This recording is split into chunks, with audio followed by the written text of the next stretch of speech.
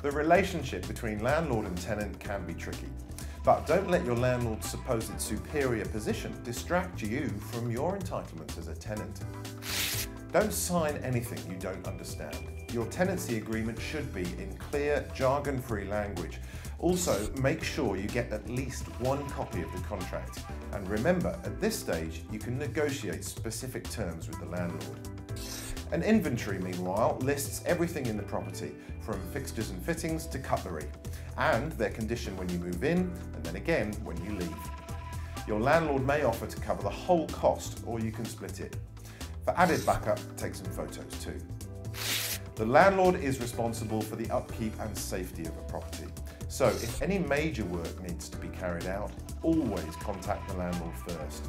It's their responsibility, so paying for maintenance work, then trying to claim it back isn't advised, as your landlord can actually refuse to pay in this instance.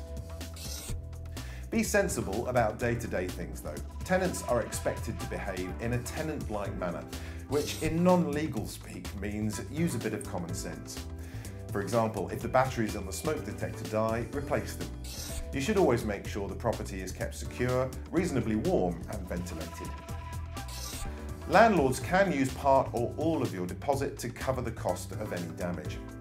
There are 3 different deposit schemes, and your landlord is obliged to put your money into one of these and send through any information within 14 days of receiving the money.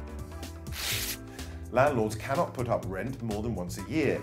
They also can't suddenly decide to boot you out of the property before the contract ends. They have to request a formal surrender of the tenancy, and it's up to the tenants to accept this or not. Usually some form of financial compensation to cover the hassle will be included, and the same would apply if you wanted to end the contract early yourself. Adding a break clause gives either tenant or landlord the option to give 2 months' notice to leave a contract early.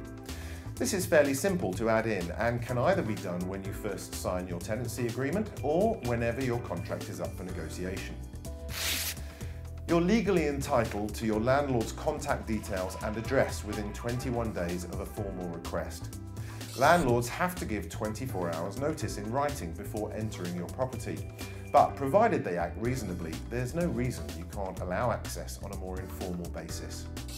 And a more relaxed approach to matters should ease landlord-tenant relations.